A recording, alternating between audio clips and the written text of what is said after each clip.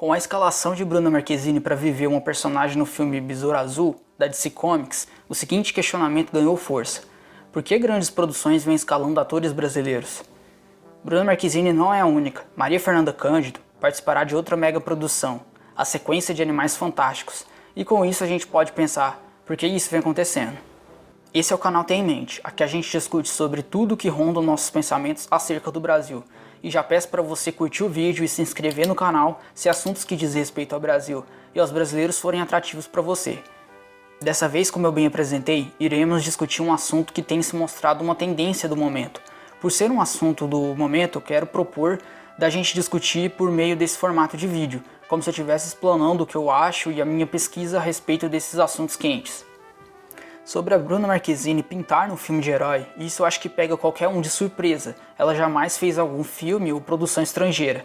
Essa é a primeira vez, e logo de cara, algo relativamente grande, não é? Porque assim, por mais que seja um filme B da DC, ainda é um filme de herói.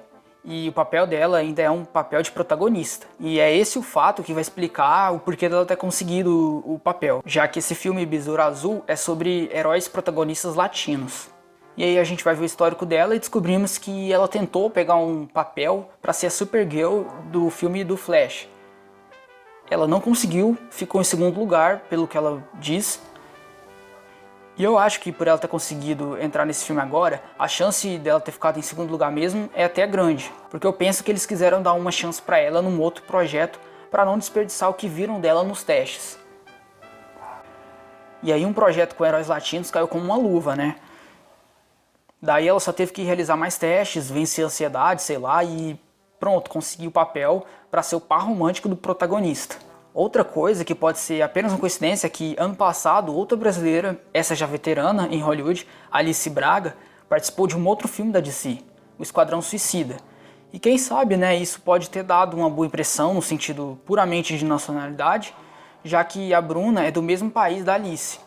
E eles poderiam ter escolhido qualquer outra atriz de origem mexicana para representar o papel, mas escolheram a Bruna, que é brasileira também.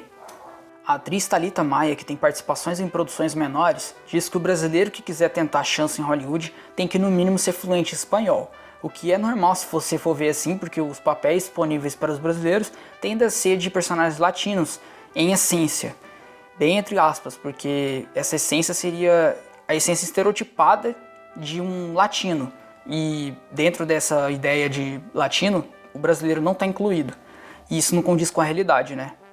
E até aí ok, mas isso o brasileiro ter que falar em espanhol fluentemente me faz pensar no Wagner Moura, que para ser escalado para viver um colombiano, nem sabia falar direito espanhol.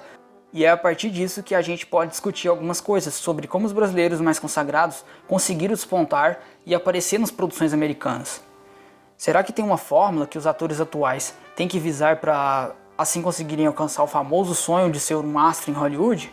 Então, pegando a leva de atores que começaram a aparecer em produções antes mesmo da última década começar, podemos citar como aqueles que possuem uma carreira internacional, Rodrigo Santoro e Morena Baccarin. A Morena Baccarin foi muito novinha para os Estados Unidos, é desconhecida do público brasileiro e para mim isso tem até a ver até com como ela conseguiu entrar nesse universo. Ela se formou numa das escolas de artes cênicas mais famosas do mundo e logo com seus 20 e poucos anos conseguiu um bom papel numa série. Então percebam que ela traçou seu caminho todo como um ator americano qualquer, e diferente do Rodrigo Santoro, ela não teve primeiro um desenvolvimento aqui no Brasil para depois ir para lá. Ela já foi direto e com o talento que tem já foi conquistando seu espaço.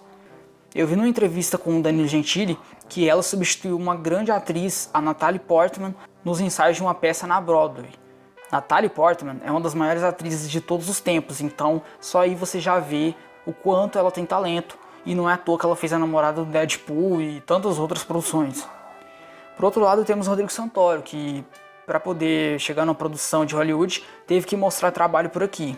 Ele fez vários filmes e novelas e sempre se destacando, quis buscar carreira internacional. Chegando lá, ele recebeu propostas de personagens estereotipados, personagens que, segundo ele mesmo, não agradavam, abrindo aspas aqui porque ele diz: eu buscava mais profundidade, mais pesquisa e me deparei com personagens mais chapados. Era sempre um Juan, um Ramírez, um José. Não me representava como latino, como brasileiro e inicialmente como artista. Então veja bem aí, ele mesmo diz essas coisas. E ele faz muito bem em pensar assim. Sofreu críticas dos empresários que queriam que ele aceitasse, mas ele disse não e espertamente entrou para um papel que você pensa assim, ah, que ridículo, ele não tem uma fala no filme. Tudo bem, é verdade, mas só por mostrar sua beleza ele se destacou em As Panteras. E não demorou muito para Hollywood ver algo nele. Logo ele estava fazendo um comercial da Chanel junto com a Nicole Kidman. Então, gente, ou você mostra que é muito bom na sua própria casa e tem personalidade, ou você já vai muito novo e estuda nos Estados Unidos e mostra seu potencial desde sempre por lá. Existem essas duas maneiras, e é através delas que os novos atores buscam seu espaço no cinema internacional. Ou se muda e se forma lá, ou faz carreira aqui. São essas duas maneiras. Em cima disso, surge a sorte também, tem o fator de ser filho de alguém que conta, né? Porque Alice Braga se beneficiou muito de ser filha da Sônia. Enfim, mas tem uma coisa que não favoreceu o sucesso desses atores, que é os produtores usarem eles para incrementarem representatividade. Isso não aconteceu com eles, ou se aconteceu foi numa escala menor. Você viu aí o próprio Santoro se esquivando desse tipo de coisa. Então veja bem, para conseguirem aparecer em filmes famosos, Sônia, Santoro e Morena Baccarini não precisaram representar latinos. Eles simplesmente chamaram atenção pelos atores que eles são. E para mim esse sempre é o melhor caminho, porque pensa, se você se destaca a ponto de ser convidado para fazer um filme no qual você não entra porque você é latino, e sim porque você é bom, a sua chance de você fazer outros filmes é maior do que quando você consegue apenas um papel para fazer um latino. Pode ser que você só vai fazer esse filme porque ele precisa de um latino, entende? Então você se limita a isso. Eu diria que você não chamou atenção suficiente. Então eu penso que para o sucesso lá fora vir, chamar atenção e entrar num filme sem pretexto de ser latino é o melhor caminho.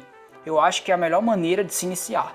Mas é claro que se você recebe a chance de representar um latino num papel, você aceita. Isso não é ruim, lógico que não. Eu só acho que tem uma fórmula melhor de se alcançar o sucesso por lá, pensando no quanto é difícil entrar e se manter nessa indústria. E eu tenho como fortalecer esse argumento, que a representatividade pode te colocar num caminho sem volta. Para isso vamos pegar a Thalita, que eu já citei no começo do vídeo. A Thalita é uma das atrizes brasileiras dessa nova geração de atores internacionais, que disse em uma entrevista que é duro crescer lá fora, porque eles só te dão testes para interpretar mexicanas. Pois é, e esse pode ser um dos problemas da falta de uma evidência maior. O ator pode ficar sempre nessa, ou até mesmo nem conseguir um outro papel depois de representar um latino. Uma coisa que pode parecer pequena, mas já vale alguma coisa, é os personagens que os brasileiros fazem poderem ter como nome, nomes e sobrenomes brasileiros. Como o personagem Joey Costa da série Good Sam tem. Esse personagem é interpretado por Davi Santos, um brasileiro que também deu vida a um dos Power Rangers no filme dos Power Rangers. Davi Santos é outro que diz que os produtores têm estado mais atentos e já não confundem mais brasileiros com outros latinos. Ele diz ainda que agora eles selecionam com base na etnia e na cor. Tudo por conta do crescimento de movimentos que pedem pela presença de mais negros, mais asiáticos e mais mulheres empoderadas no cinema. Ele ainda fala que esse espaço a ser cedido para a representação de certos grupos deve ser introduzido de forma orgânica e mais trabalhada para evitar os famosos estereótipos. Eu concordo com isso e acho que qualquer tipo de representatividade deve ser orgânico e não enfiado goela abaixo. É bom imaginar brasileiros interpretando papéis relevantes e não apenas fazendo aparições antiquadas que visam apenas reforçar estereótipos, ou criar elencos repletos de representatividade, mas que não vão a lugar nenhum, porque a produção é ruim, a história é ruim, e visa apenas atender uma agenda. Sobre a representatividade orgânica, eu concordo plenamente com o Davi. Um exemplo de grupo de latinos americanos ganhando destaque, a gente vê no filme Novos Mutantes. Mas nesse filme, a coisa não é goela abaixo, porque é um filme que, apesar de não ser muito brilhante, retrata uma questão muito forte dentro do universo dos X-Men, que são os mutantes, e a luta contra os preconceitos. Isso é uma coisa normal dentro dos X-Men, então eles terem um núcleo de mutantes secundários que são latinos não é algo forçado. Nesse filme está inclusive um dos atores brasileiros dessa nova safra, que é o Henry Zaga. Um jovem que deixou de seguir uma carreira nos Estados Unidos para tentar o sucesso no cinema. E aí o resultado não foi logo um papel explicado por mera representatividade, porque antes de atuar em Novos Mutantes, ele já tinha feito Teen Wolf e 13 Porquês, duas séries teens da Netflix.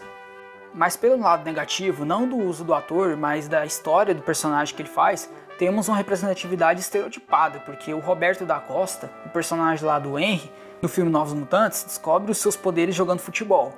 E é aí que tem que ser melhorado, né? Os personagens criados para representar devem ser mais elaborados, para que a representatividade seja orgânica. Dessa nova safra também temos o ator Lino Facioli, que assim como a Morena Baccarin, foi muito cedo para fora.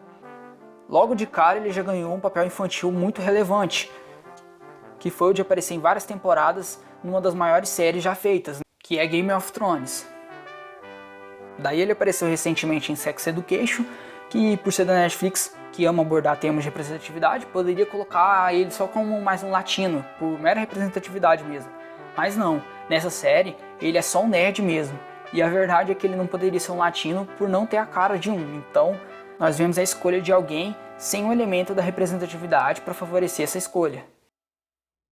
Representatividade, falei tanto disso e quero deixar claro que não é porque agora a Bruna e a Maria conseguiram seus papéis apoiadas nessa premissa aí de representar latinas, que isso torna o feito delas menor. Muito pelo contrário, porque se eu dissesse isso, eu estaria dizendo que as histórias não tem que ter personagens fora de um centro, né? Então, na verdade, o que eu quero dizer é que existem brasileiros conquistando seu espaço e mostrando versatilidade na atuação. E no final, é isso que importa. O que importa é estar presente nas maiores produções, seja saindo daqui, incrementando elementos das escolas brasileiras, ou construindo sua carreira estudando diretamente por lá. O que importa é tornar tudo mais intuitivo para nós que assistimos e amamos cinema. E também o que importa é representar o Brasil da melhor forma possível, porque não é simplesmente aparecer e servir a indústria como uma mera ferramenta, mas sim representar tão bem o papel a ponto de o fato dela estar lá representando um lugar ser só um detalhe. Importante, mas um detalhe, e não toda a essência da sua participação, entende? De novo, é igual o Santoro disse, representar bem os latinos, os brasileiros e acima de tudo, o seu lar da artista deve ser preconizado. Se você gostou desse vídeo, compartilhe com seus amigos, curta e se inscreva no canal. Até a próxima, pessoal!